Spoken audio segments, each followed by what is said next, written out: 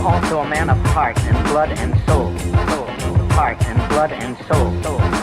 Heart and blood and soul. Born for you bastard! Heart and blood and soul.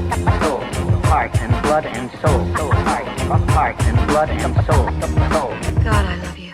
Hello and welcome to Devotee, the show where we talk to the creators we love about the stuff that they love. I'm Lucas Testro, and with me, as always, is a woman who is such a big fan of this month's guest that at one of their last gigs, she literally fainted. Though to be fair, she was really quite sick at the time.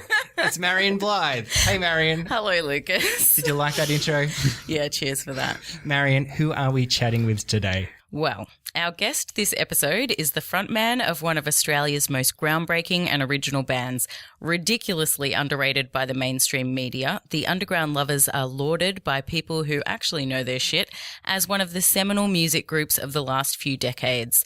But Vince Giarrusso isn't just a muso, he's also a filmmaker and writer, with his 2001 feature film Mallboy selected for the highly prestigious Directors' Fortnight at Cannes Film Festival. An understated creative powerhouse. If he can dance, he's the whole package. Vince Giarrusso, welcome to Devotee. Hello. Oh, God. No pressure. Yeah, no pressure. Oh, that's full on. Can you dance is the important question. Well, I practice. It's an idiosyncratic style. Is what I'd say. Yeah, I sort of do a lot of practice. I go to a nightclub called Glamnesia. I'm giving a plug to it. Wow. It's every 3 months. I thought this was a joke when you started. No, Now I realise no, it's it's actually true. called Glamnesia. It's called Glamnesia, and it's like 6 hours of straight dancing. It's very, very good. Wow. Yeah. Vince, it's not only a thrill, but a surprise that you agreed to come on and banter with us because, of course, the first rule of the Underground Lovers is No banter. no banter. What have you got against banter? Look, we have a lot of fun, and we banter a lot, like off stage, but there's sort of special moments, for us because we love that awkward, sort of comedy sort of stuff, that shtick that we sort of generate, but we always feel like it falls flat on stage. And, some people just can do it on stage. So we just tend to concentrate on music, just play it and get through it. So back in the day when you first decided, did you want to be a performer or you wanted to specifically be a musician, but part of that was you would also then have to go on stage and negotiate all that other stuff? Well, it's a good question actually, because Glenn and I went through drama school. So So for people who haven't listened to the Underground Lovers yet, and hopefully you will after this, is Glenn Benny, who is the guitarist. Yeah. So our thing was always, like Brecht, and, when you're performing, you're sort of distant from the audience and you're just presenting what you present, and that there's this space between what you're giving them and how they're interpreting it. And that was always our motto, that's what we would talk about before we went on stage. So it sort of stuck. But then as you get older, you kind of relax a bit and you kind of like get a bit of shtick happening, but then we realized we weren't that good at it. So you guys both wanted to be actors. Is that you were in drama school? Not actors, just sort of more in theatre, and we sort of we wrote shows, and we straight out of high school we wrote a show and did it at Melbourne Uni and sort of stuff like that, and it was sort of like a little bit of an art scene late 80s that we were sort of part of, and we were young and we'd sort of sneak in and watch like bands like Essendon Airport who kind of played around with those ideas in performance, We watched them, and they're these crazy sort of musicians, but they'd play behind a screen and do nutty dancing, and I loved that. I guess that was also the peak, different style, but the mid '80s was still the peak of like Pink Floyd, Roger Waters refusing to come, perform live, and there would always be he would be off there behind a screen or something in Pink Floyd concerts, and until the wall fell, Roger Waters would not appear again on stage. But you have a very dedicated following of fans. Like your fan group is very loving toward you. It's kind of intense. They're always trying to give you cigarettes. They actively try to get you to breach occupational health and safety in buildings. Yeah, they do. And he facilitates it the whole way. Like, it's not just them.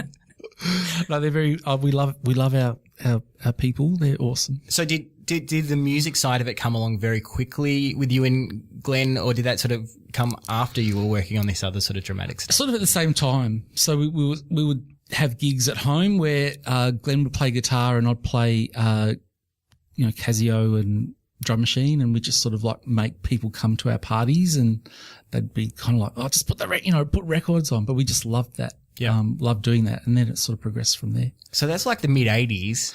No, late 80s. Late 80s. So even more to the point then. So late 80s. And then the first time I saw the Underground Lovers was 1992 supporting The Cure on their Wish tour. So that's a pretty quick ascension to. Yeah. What was that like suddenly being, doing stadium shows with a band like The Cure? We saved money and made a single, which Triple R got behind. It was fantastic. And then we sort of got a band together, and we put the money in ourselves and made a record.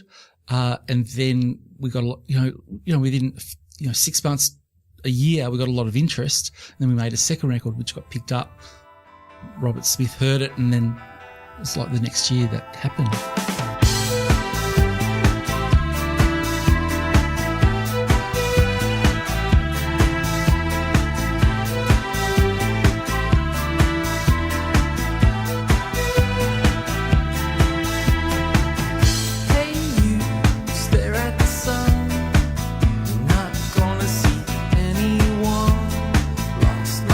I didn't know what to say.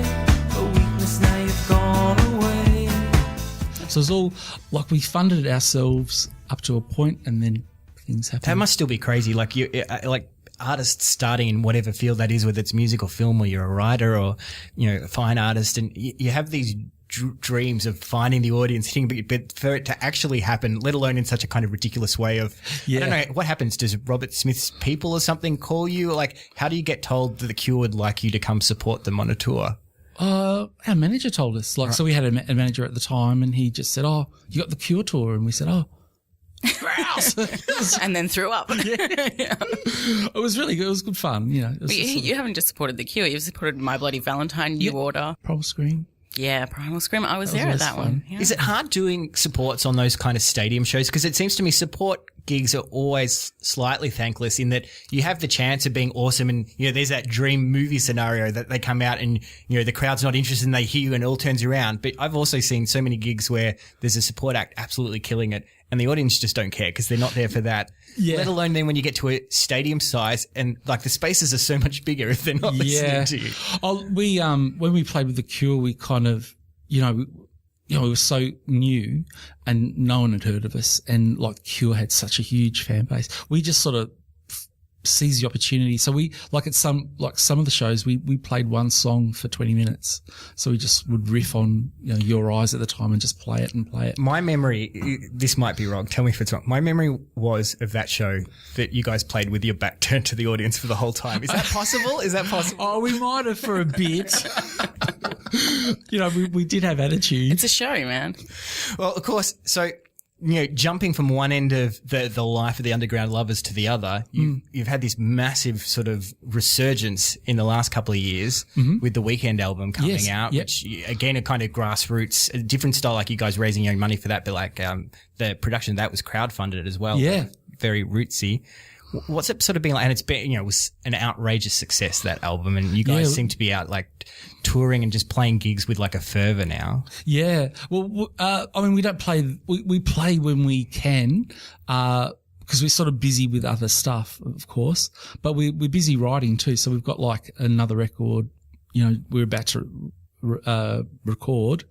And also other stuff. So, does it feel different writing and gigging now than in those first few years? Like coming back and hitting this prominence again now at a much later stage in the career? Is it different? Oh, it just feels really natural because it's just music. So it's just like, like the minute we all got together, it was like, oh man, it's just natural.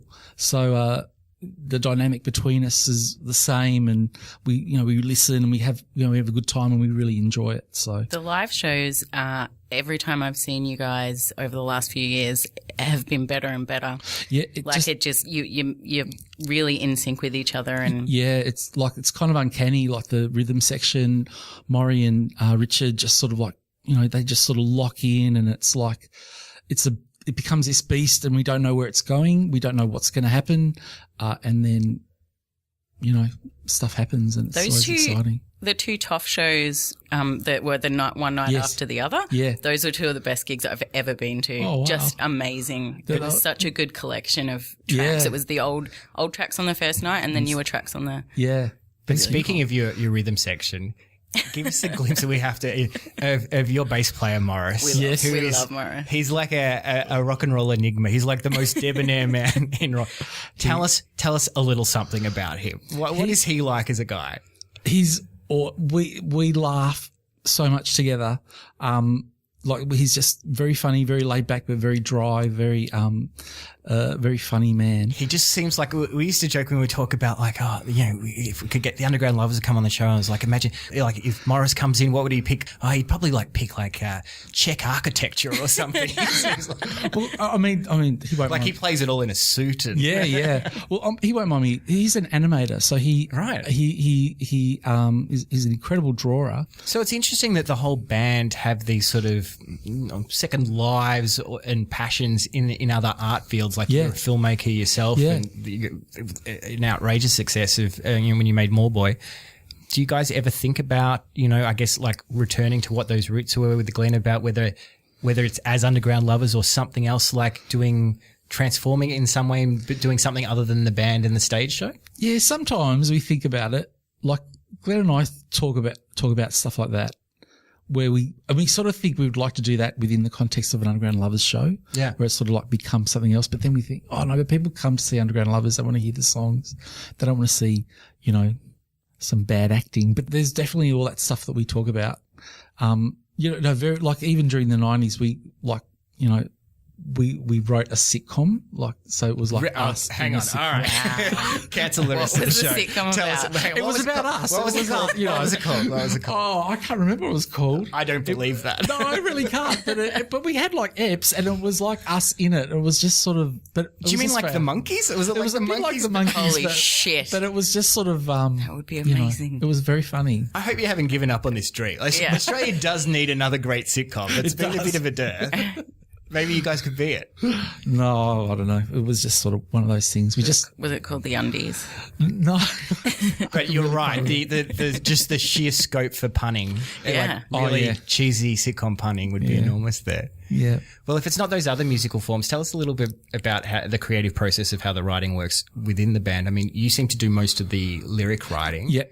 Are you like coming into sessions with lyrics written, or do you guys get in a space and sort of come up with it all communally? Is it mostly you and Glenn? Like, how does it work? It's usually Glenn and I, and we will just sort of get in a room, and he'll play some riffs, and I'll have some melody ideas. So we try to always think of melody and structure first. Then we sort of put it down. Now we just do it on our phones, and then we listen to the stuff over and over again. So like usually one of those sessions, like for this new album, we did like 10 ideas in one go, then 10 ideas again.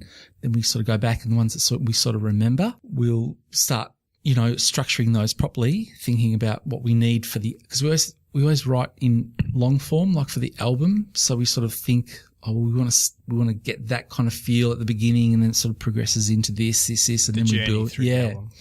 And then, we've got to write something to fill that gap, blah, blah, blah. So we do that. And then the lyrics are always very last minute.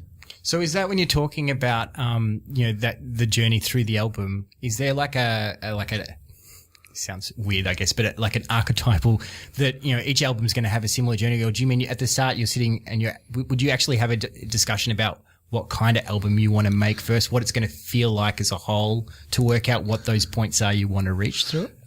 It kind of varied for each album. Like for this new one, we're really sure about what we want to do from the onset. So we've sort of got like an idea. Not saying it's like a concept album, but we've got like a really specific idea about where the album, what the subject matter, where it happens. It's very location based. So, we've got the songs that fit in with that. And then, so it varies for each album, but it is a feel thing, like it's sort of like almost like you're sculpting a performance over, and that's how we do our sets too. We sort of sculpt them. So they build, pull back, build. And when you say you'll come up with these sketches or the rough ideas like 10 at a time. Yep. So like how many of those, that massive sketches do you reckon you would generally need to get an album's worth of the Diamonds? Well, usually around 30. Right. We sort of get it down to about 11. It's interesting that you write the album like as a whole, because people nowadays don't really listen to albums as a whole. Yeah. And with Weekend, when you were choosing the singles, did you have any idea like which one you thought was like the big song on Weekend? All the ones that pop out are more instant. Is that what you mean? Like Yeah. the sort of more instant ones? Yeah. Well, we sort of knew that like Au Pair was kind of like pretty instant. That's it. Yeah, that's what I was getting at. Like Au Pair is an anthem. It really is one of those things from the first listen, it strikes you as... You just got to go, ooh. It actually makes Did you have that same confidence writing it, that when you lay that down, that they're like I guess it's arrogant and go like, this is a classic of Australian music, but when you hear it, it's immediately... It was one of, like, I remember Au Pair was just like that riff.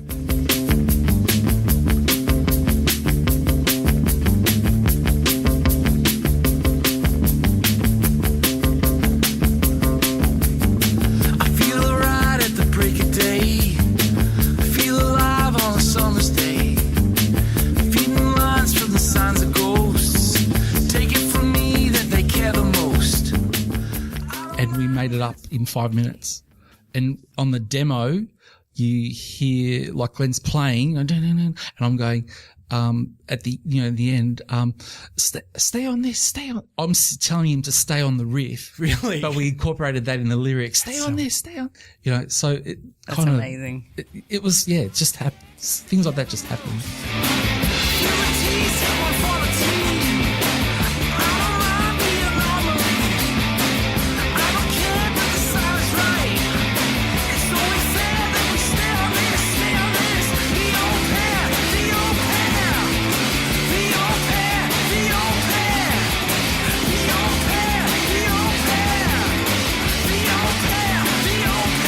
Weekend was on so many albums of the year lists for 2013 because it is like there's no bad track on it. Oh, thank you. It came together really fast, that one.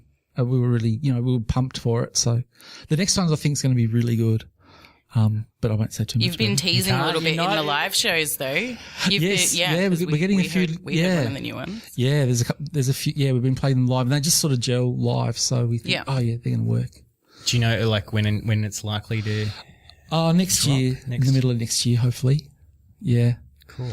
All right. Look, we could talk about the Underground really? Lovers all. Well, it's kind of feeling to me that it's not so much questions; it's just telling Vince he's great over and over again, which I'm sure he's you'll into find it. with. He's into it. But we're not here just to talk about Vince and the Underground Lovers, but we're instead to talk about something or someone else that you're a big fan of. Mm-hmm. So, what creator or work have you chosen for us to talk about today? Well, I think I said neo-realist film. Is that right? Italian Neo-Realist film. I hope so, because Yes. I've watched an awful lot. Yeah.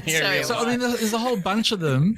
But that broadly is what you picked to talk about. Yeah, there's like this period in cinema, like from 1942 to 1952, that just blows me away. And I'm lucky. I'm very fortunate. I teach film at Swinburne, and one of the things I teach is Italian Neo-Realist cinema. But I have the privilege of teaching that subject in Italy.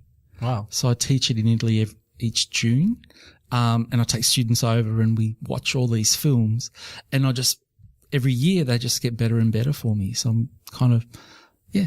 Do you subject them to like harrowing World War II like suffering so that they can really get into it? Like they're in Italy, but it's not still quite the Italy of these movies. Well, it's that thing of, because a lot of them are filmmakers, so sort of like, it's such a great, period in film because it's filmmakers, to a degree, like especially Rossellini, not making it up as he goes along, but like with limited resources. Yeah. So he's really kind of like, pushing, what he, the limited resources he has to kind of make something. Yeah. And that energy comes off, I think. So broadly for people, if they're not so aware of this era, or maybe haven't like even tried a lot of kind of older movies anyway. We're talking about an era of like it's the filmmakers like Roberto Rossellini and Vittorio De Sica, and movies like The Bicycle Thief, I guess, is one of the sort of more famous films from that era. But can you describe, like, don't worry about textbooks, but to you, what distinguishes Italian neo-realism? What makes those films what they are and distinguishes them from other types of films? Well, they're just there's a social agenda with them. So there's something very social about, socialism maybe, but there's something really kind of socially aware about them, but they're really emotional. I studied cinema studies like 13 years ago and hadn't really watched any neo-realist stuff for all of that time. And so when you picked this subject, we've been watching a few of them, and it made me think about it's not a great time. It's harrowing to watch these films. It's the period then we're talking about is coming straight out of World War II. Yeah, like the realism is no joke. Like, life is shit, people are assholes, and bad stuff happens. Yeah. And a lot of your lyrics are like, a lot of Underground Lover songs are sad or are about, emotional turmoil and that life is shit and that people are jerks. And I thought that kind of explains a bit about some Undies lyrics. Yeah. Well, it's just that I get a lot of they are tough films, but they're full of life, and that's the thing that you get from it. It's not sort of like they're constructed, of course, they're films, but there's something really raw and primal about them. And the construction seems to vary from artist to artist. Yeah, De Sica's films seem more constructed, but like Rossellini, it's a great. If people haven't seen it, there's a great. It's probably not that much more accessible than just going and watching the film. So, Martin Scorsese made a documentary called Il mio viaggio in Italia, My Voyage to Italy, but it's like 5 hours. So you could almost just watch a couple of films instead. But it's interesting there looking at like Rossellini comes from this much more kind of observational, objective camera and they talk about, I think it's Paisan at a certain point where he had essentially no idea what the story was even going to be and was sort of just constructing as it goes. So there's not that much construction there necessarily for some of them. But it's interesting, like in that documentary, Scorsese talks about neo-realism, saying that it came to exist out of a moral and spiritual necessity because it was this response to the war. And definitely. It just has that, it resonates like that. And you can, like for the Italians in particular, even though they didn't necessarily go see the later films, they really like Rome Open City. They went to see it. It was like it brought them together. It gave them sort of like a sense of themselves. It's a kind of therapy, I guess, after this, as well as then this message, which is what Scorsese is sort of saying to the outside world of trying to say, that Italy, there were these notions of Italy as being part of, working with the Nazis and things like this, but there was humanity there as well. And this is what we went through, and this was the suffering of those and it's people. Complex, and it's, it's hypocritical. It's all those things, but it's very human, Like you think about Visconti. So he makes a film La Terra Trema, which is like a communist film. Like it's based on a communist novel. He adapts it, and he's like an aristocrat. He comes from, money that, goes back to medieval times. Like that's his background, but he's sort of totally embraces the whole, socialist, communist sort of ideals. And, but then, goes back to making operas and stuff, but, which is Italian, So I'm assuming you're Italian. Yes. So are these films that you discovered first sort of watching with your family, or did you come across them later in life? Some of them, yeah. Some of them I'd seen and had forgotten about them, and then So like when was your first exposure to these movies? I remember like as a kid, we used to go in Clifton Hill. There's a church there. There used to be a hall there. We used to go to the cinema there, and I reckon they played one of these, I can't remember what one. I was like just a little kid. Because that's where my parents used to go to the movies. And so how old are you at that age? I was 6, 5. Wow. Jesus. I remember that. I remember. Hey? What does a 6-year-old make of these? Well, I just remember going to the movies, and I don't know if I saw that film. Like, you know what I mean? I just sort of remember going, but when I saw them later on, They really resonated. It's interesting though, as much as we say, like, possibly it depends on the kind of film. There is such an essential nature to the conflicts and the troubles that people are having here. Even if you look at like Rome Open City, that is a lot more kind of, I guess, macro in its view, and it's about the political. Yeah.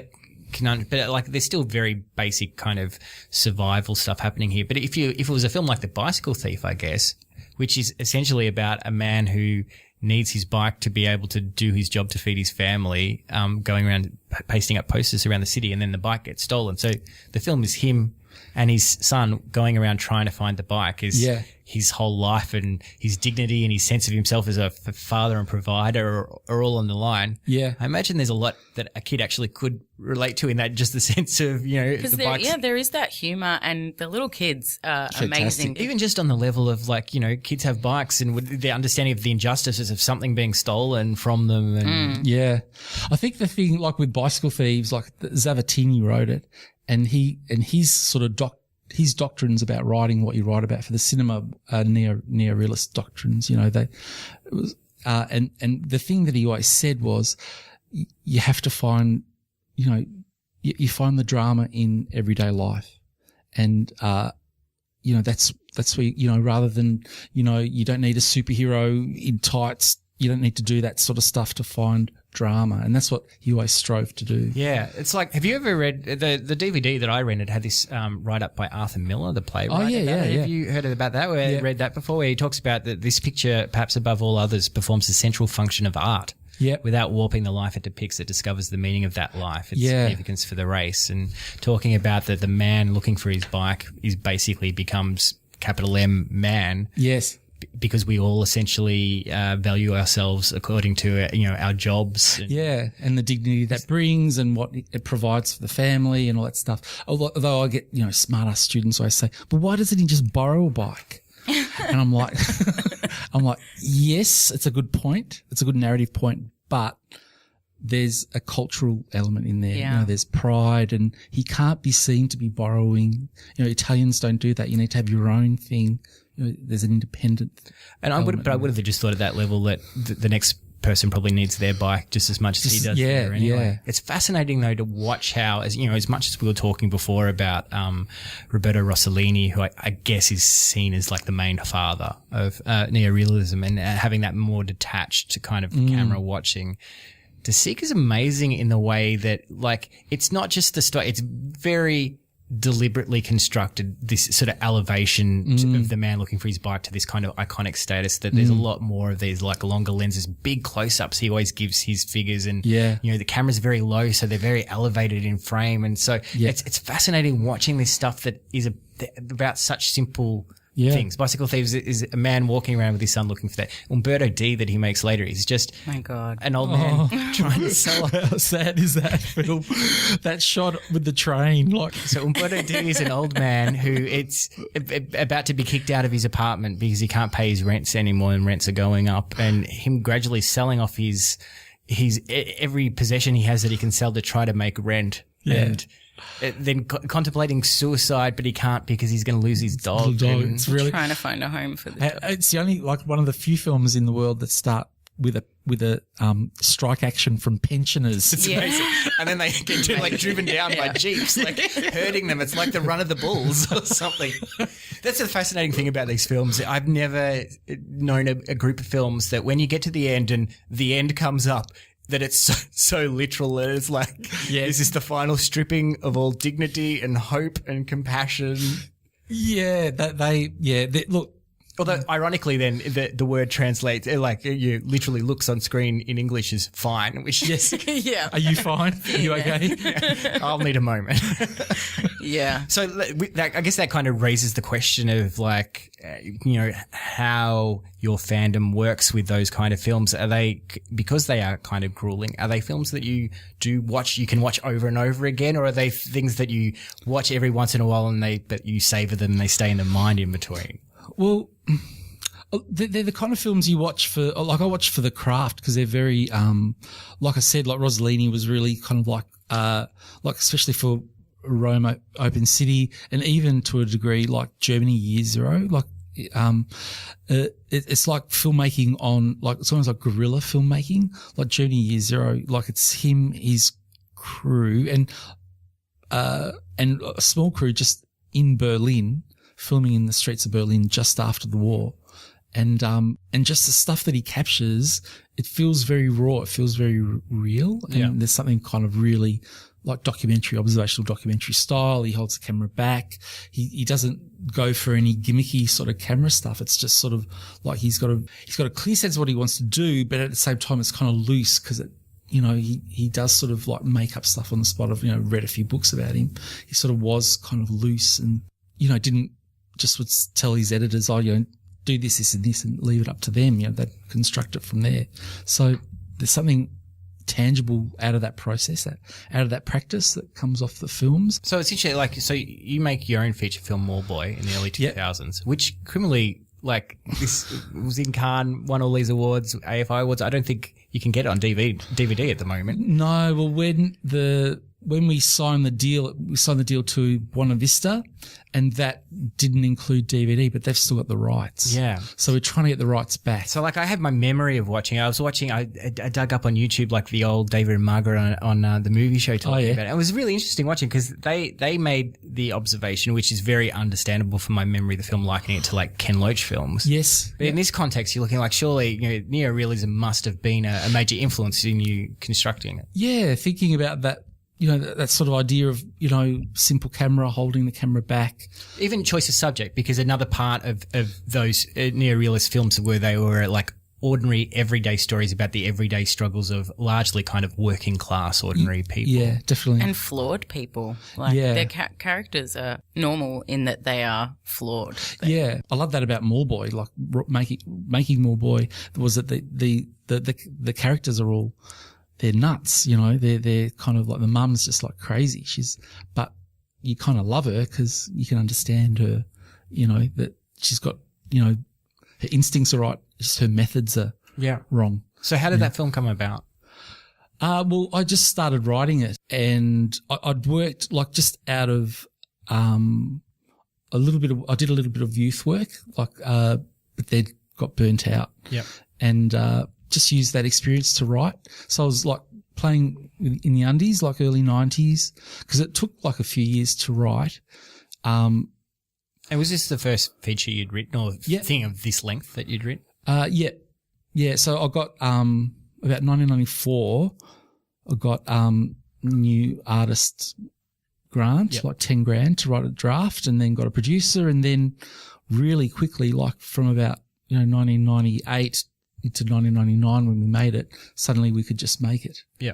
We got a lot of money to make, not a lot, but we got a bunch of money to make the film. And had you been doing any filmmaking as part of that initial drama school kind of thing, or was that was my... I did make one film in, VCE, which Glenn starred in. Right. So cause we were, which Hollywood star in terms of his style and mannerism would you most like Glenn. Benny the actor to? Well, back then he was who's Emilio Estevez? He was an Emilio. Wow. He was Emilio Estevez. Now he's more, I think he's matured and sort of put on a few pounds. So he's sort of a bit more, a different actor. But back then he was very, that was very diplomatic of you not to name him. And it was just a film because we're into theatre, we put part of our drama thing was we put on a show, we hired a hall, and we put on a show. In the middle of the show, it was full, it had music and, skits and blah, blah, blah. And then there was a film in the middle, and it was called, I can tell you what it was called, Dial Wig for Murder. Dial Wig for Murder. So you go from that to Mallboy. Yeah. Yeah, well, it was a few years later. So you're largely learning the craft of making a film while making the film. Well, kind of. But then, then I was busy with the music. And then my producer, Fiona, who's an awesome producer, she put me through her own sort of film school. I kind of went to Melbourne Uni summer school. I had a few directors that were mentors and sort of worked with them. And then bang, I was on set. So you make this film, your first film, you get into director's fortnight at Cannes, not a bad effort.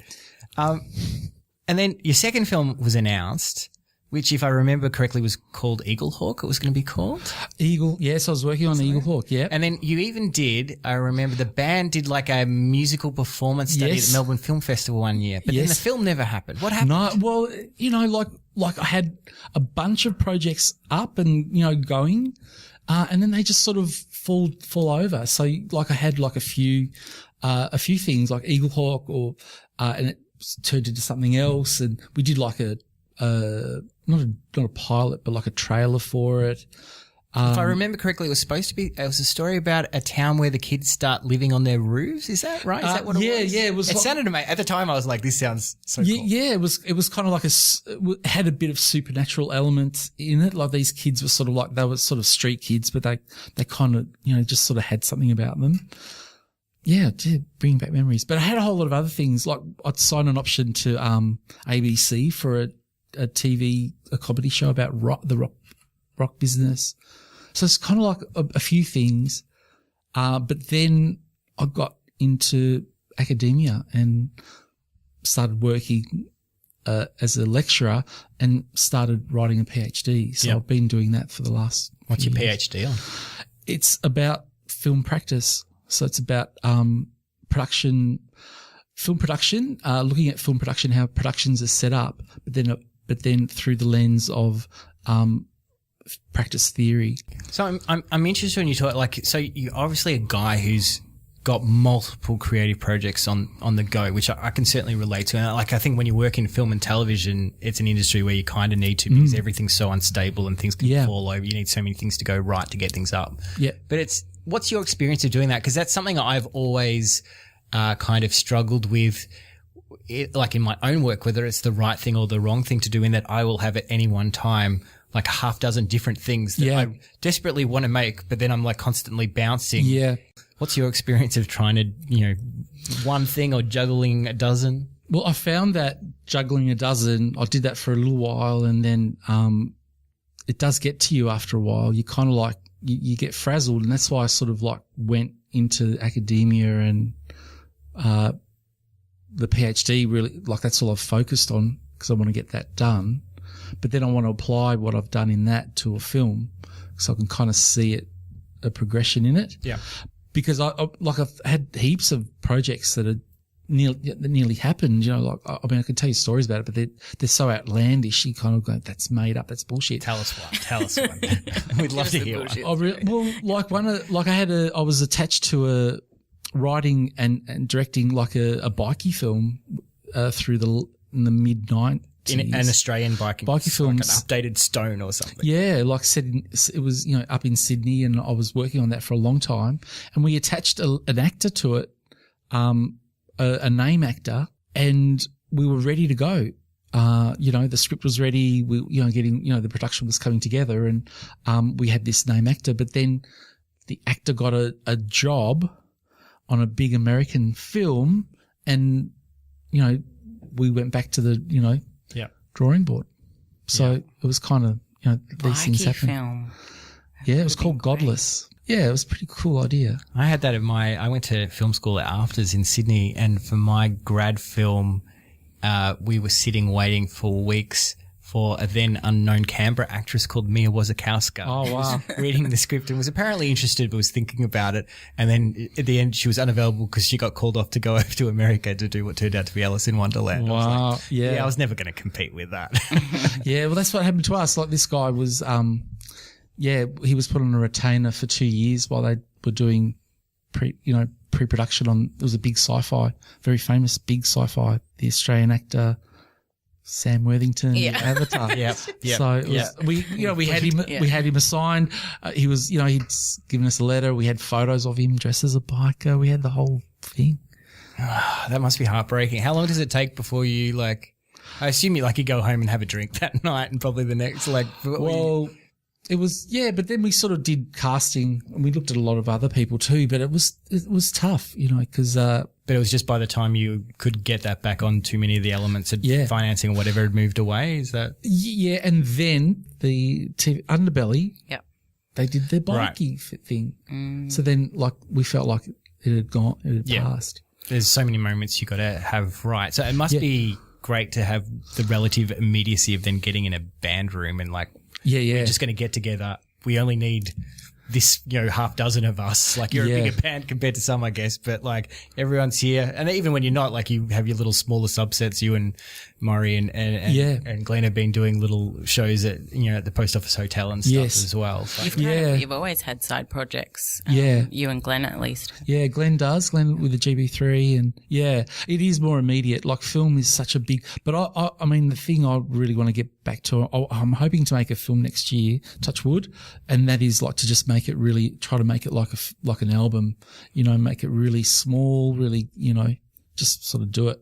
Punchy. So, there is so much heartbreak in creative endeavors because you're not just making something, you're putting your heart and soul into it. Yeah. Particularly music and like the film that you wrote it, you directed it, so you created that was yours, and putting it out there for people to judge or for people to, and like you said before, the audience reads it however they're going to read it. Like there's kind of a wall because you're presenting something and they'll take it however. I always get really pissed off at your gigs when people are talking. Like, why are they talking around me? I'm like, shut up, listen. Like they're giving you something. Like, to be fair, I get pissed off at most gigs. I don't like people, but. So we can take it. I'm glad you got to that before I could point it. The list of things that piss you off is quite long. Getting back to neo-realism for a moment. Like, so you're watching this as an Italian-Australian future filmmaker who presumably has an interest in kind of the social condition in people and all this stuff that take you into social work. So there's, there's like this triple resonance there's got to be in these films there. Like, what is it? Do you have a sense of what bit of you is relating the most to these films of those kind of three hats? Well, I think it's just that they're complex and they're emotional. So that there's something quite, it's almost like it's not tangible, like the way that they're constructed manages to bring out, for me anyway, like a real deep emotion with it. Like I can relate to it, but there's also something really kind of, I don't know, it just feels, I feel very close to it. It's the characters in the neo-realist films, they're so raw and loud and over the top, and they almost seem like caricatures, except that I come from a European migrant family as well. And so I see them as they're real. They're really very real. And like you would have had, you were from a migrant family who in the 70s, like Australia was just kind of getting into that whole multiculturalism kind of thing. Like people were still called wogs and degos and whatever. And so did you find that comforting to see that on screen, to see, your relatives and those characteristics and stuff? I guess so, yeah. That there's something I really like visually, but also just in their mannerisms, but also in the way they approach life. So there's something really kind of like hard ass about them. They're quite tough people, but they're also really generous and complex, especially like cultures that have like religion as a big part of their culture. Regardless of what you think of the religion, like having a religion in your life is, another layer of complexity, and like it's a game. It's almost like a game you play with that. Yeah. You go to confession. You go to confession so you can sin. Like that's the game. That's be in a culture that actually has that is kind of extraordinary. Yeah. Why are we talking about these things? To what extent do you reckon that this emotion that you're attracted to in these films is related to specifically their Italianness? Because like there's this quite extraordinary experience that as a nation they've gone through, and you can see how that does something. It's like same as if you look at Japan post-bomb and you look at what Japanese pop culture is today, and there's nothing like it in the world, and nobody will be able to convince me that it's just a coincidence that this unique pop culture has come out of being also the one country in the world that have been, subjected to atomic weapons. So like the Italians have gone through this, but it's fair to say they're a fairly emotional people anyway. And it's like, as you watch those films, it's just the big crowds all shouting at everyone for every moment's notice. Do you think you would have got that same sort of nature of emotional film from another country going through a similar set of experiences? No. Well, and I don't know whether it's because I'm Italian, but like when I watch French films, it's very different experience. You know, it's much more in the head. It's a lot more, intellectual engagement. Language is used in a different way. Yeah. You know, language in Italian film, it's very, in these films, it's like dialect, dialect of the town that they're in. The Roman dialect it's very specific, and it has its own, resonances there. And if you get it, you kind of get it. It's like, wow, it's specific to that time and place. Yeah.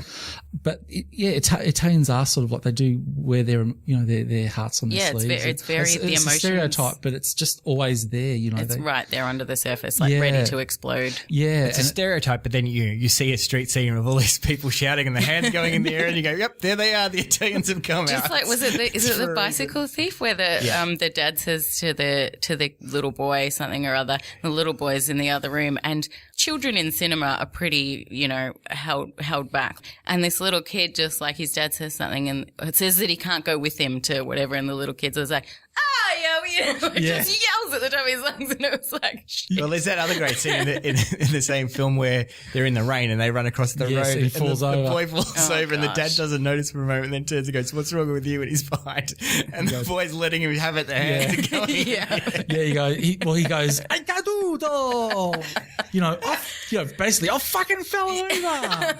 That kid is the greatest. He's very good. It's the sort of film, that's the one, because of that's kind of the nature of those films we're talking about. Like, I keep on looking at that, I'm like, I guess that was scripted. Like, was that scripted? Was that not scripted? Well, De Sica's he's a great director of actors because he was an actor. He was a huge star You'd say like an obnoxiously good-looking man. He looks like Cesar Romero or something. Yeah. And then, so he had like this knack for directing non-actors to these great performances. So, the guy from Umberto D was a professor, and his performance is incredible in Umberto D.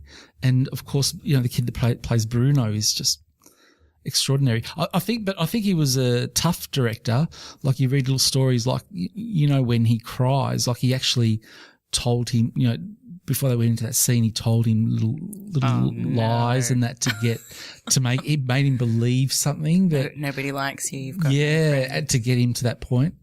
He was, because he was an actor, so he knew that he had to it's a construct. You have to get the emotion, the right emotion at that point in time for the story to progress. You mentioned non-professional actors there, of course. That's another kind of hallmark of a lot of these neo-realist films that maybe does connect to that sense of a genuineness and emotion there, is that there was a lot of use of non-professional actors who were, this was the town, La Terra Trema you were talking about before, about the fishermen going out. These were fishermen. This is what they did every day of their lives. So they were literally just telling their own stories directors were working with them to tell a version of something like their stories on screen. Yeah, which I love. I love that sort of performance element. Some of it sort of does work. Some of it is a bit, sketchy, but in the main, you sort of get a real sense of the people, which I kind of really like. That's the other thing that I really love about it, which kind of, segues into my love of reality television. What's your favorite reality TV show? Well, I like Big Brother, and I like The Block. You like The Block? Because it's like non-actors. There are moments in there that you kind of go, I always like, in most of these reality TV shows where you kind of go, an actor would never have done that. Yeah. Big Brother particularly. Yeah. And that's what I love. That's what I love. And I always sort of say, I always say to students that you should watch them because there are choices that these people make, even though it's constructed, blah, blah, I always thought it's a load of crap. There's some little moments that you kind of go, oh, that's just like, not even unexpected. It's just sort of unusual. So you have to watch a lot of crap to get to those things, but they're worth it. When they happen, you kind of go, oh, that's really interesting, So, and I feel like that with the neo-realists. Yeah. Some of the performances, some of the things that happen. I'm like, wow, that's just such an interesting, different choice that the character makes in that situation.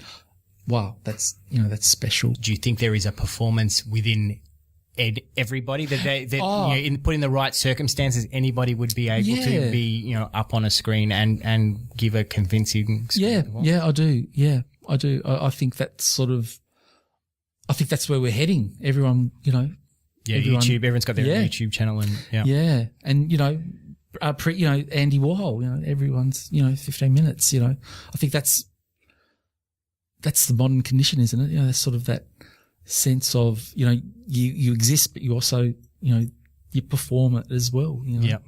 All right, we should wrap up, but before we do, well, we always ask. So, do you have like a favorite film or a filmmaker of this period? If I forced you to pick one, I'd say maybe I reckon Rome Open City.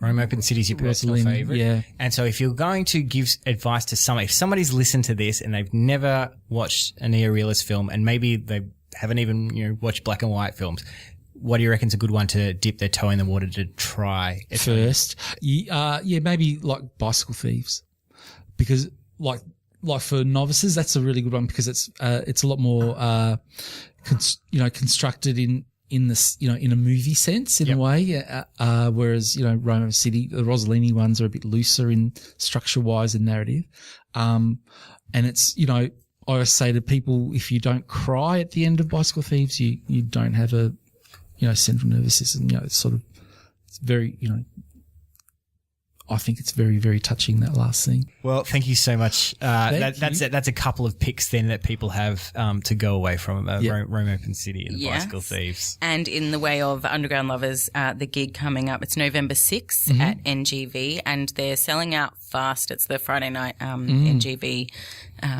musical performances. So get onto that. If you haven't already got a ticket, you should definitely get one. And where can people find the undies online? If they want updates about all of this or when this record's going to drop. Well, we've got a webpage, but it's sort of like a bit slack. But we'll update that. You're on Facebook, though. I'm on Facebook, and we do Twitter and all that sort of stuff. But, the social media. Social media in general. Publicity. we just sort of, I'll tell you what, we're going to put up the links, all right? We'll take care of you. Yeah. And people can find us on Facebook and Twitter at Devotee Podcast, or email us at devoteepodcast@gmail.com. So why not drop by? You can post your favourite Italian Neo-Realist moments if you've seen those, or your favourite. How many years of therapy you've had to have since seeing the films. or you can post some Underground Lovers videos or something, maybe Vince in your feather boa. We'll post some classic video clips. We'll be putting up some of that as well over the next couple of weeks. So there'll be lots of stuff to check out there till we meet back here next month when another of our favourite creators will drop by to nominate their favourite thing, and we'll do it all over again. Till then, goodbye. Bye. Bye.